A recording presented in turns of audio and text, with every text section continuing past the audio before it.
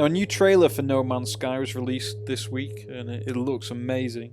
So, I'm gonna go through, what we know about No Man's Sky at the minute. Now, first off, it's gonna be released on the 21st of June, 2016.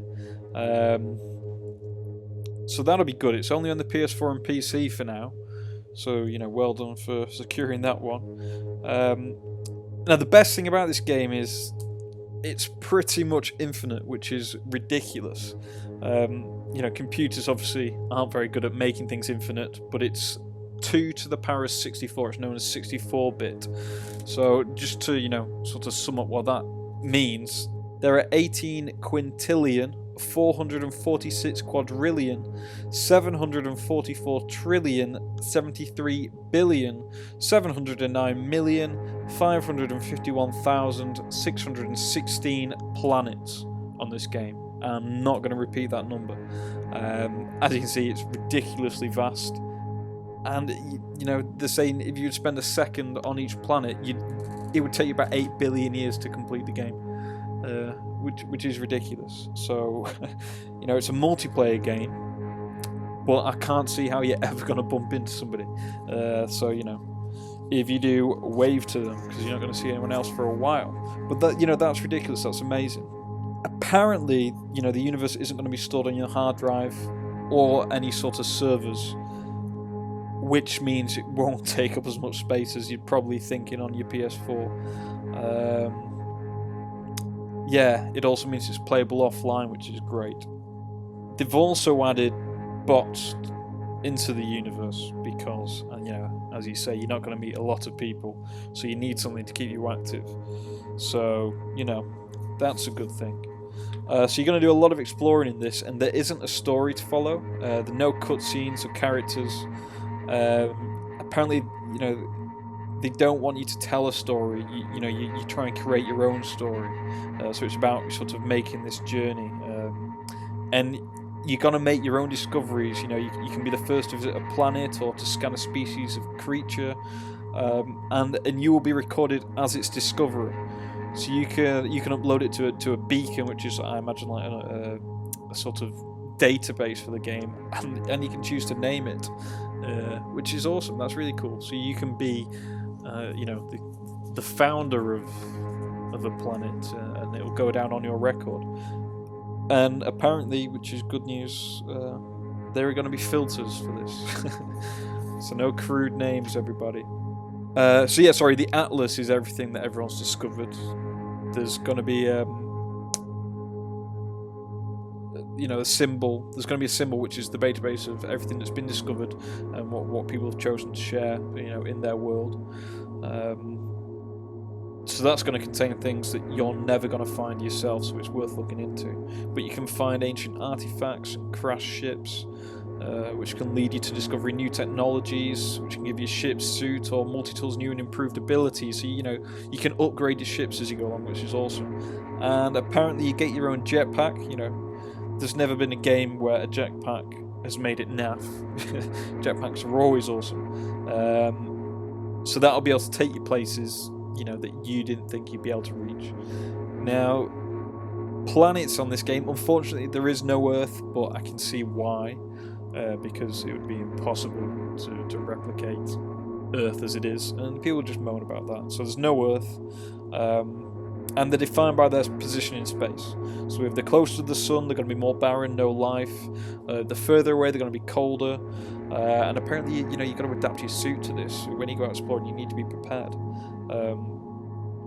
But yeah, apparently, life is it's rare. So, sometimes you come across it, but more than often not, you won't, which is, kind of like this universe. But yeah, they say even the barren planets, that's where you're going to create a lot of your wealth in the game. So that's good. But, watch out for some planets, because there are toxic planets, radiation, other hazards. So you're going to need to upgrade your suit to survive in this, which again, that's cool. It keeps you on your toes. But it says every distant mountain is a real place. So it doesn't only generate the environment immediately around you. Everything in the background you can go visit. I've even heard that some of the planets will be the same size as Earth. So imagine walking around Earth, you know, it's going to take you a long way to get all the way around. Imagine how big this game's going to be. That's incredible. And planets have days and nights, which again is an awesome feature, you know. Obviously they're going to have their own suns, and I imagine they'll be rotating, so if you stand in the same spot, you know, you stand there long enough, if you are bored, you can watch sunsets and sunrises, and you know, you'll also find different creatures as you do on planet Earth. You know, some creatures come out in the daytime, others are more nocturnal, like bats and Lindsay Lohan. So yeah, your ship. You can upgrade your ship, but at the moment, as far as I know, you cannot customize it, which is a shame. But I can understand why when you read further into it, you know, what they're offering. So you can upgrade the speed, the maneuverability, the jump drive range, or weapon power. But you can only have one ship at a time. But you can shop for new ships.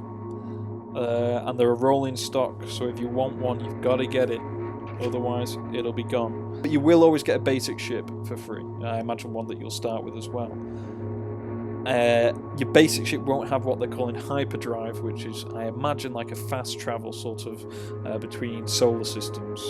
That's what I sort of envisage it will be. Your basic ship doesn't have that, so that'll be an upgrade.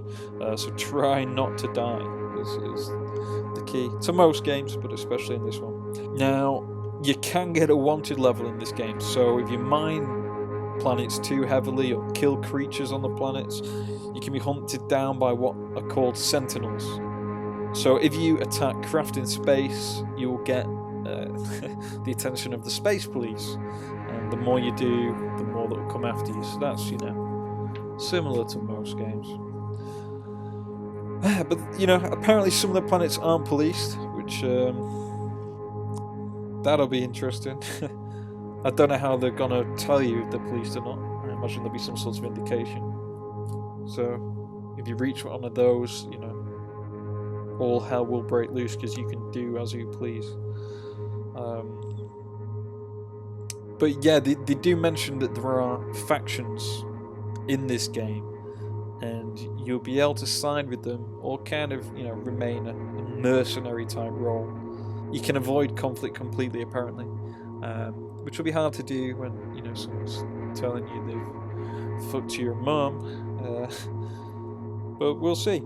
So yeah, you can side with the factions, which will help you kill the troll on the other side of things, which is handy. And you can get a multi-tool to kill them with, which is a basic firing mode, but it comes with different, more powerful attacks, which, you know, that'll be fun. Right, so death isn't the end, but if you die on a planet, you'll find yourself revived back at a ship, having lost what you hadn't stowed and discoveries you hadn't uploaded. So yeah, if you find an awesome species, don't upload it immediately, you know, and die. Unlucky.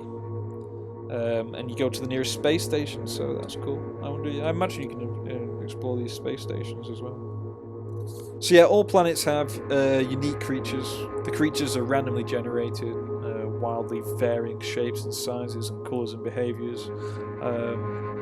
Some are carnivores, some are herbivores, some are omnivores, I imagine, so that'll be fun. So the animals may attack you, but apparently you've got to think twice about retaliating, because if sentinels see you kill a creature, they'll attack you. So it's often better to try and scare creatures or run away. Yeah.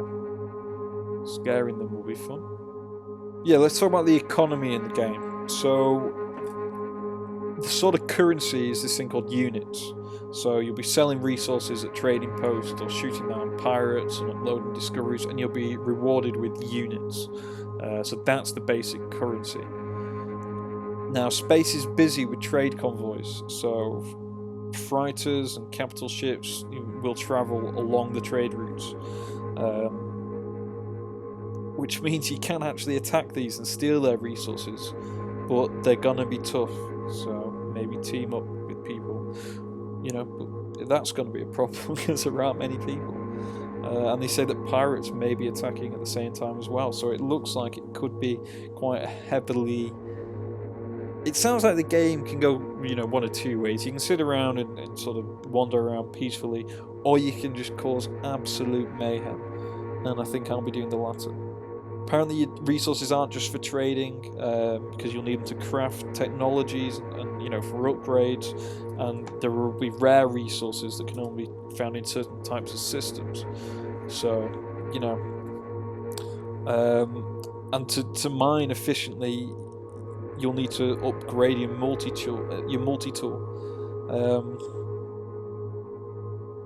So yeah, you're constantly looking to sort of improve yourself in the game.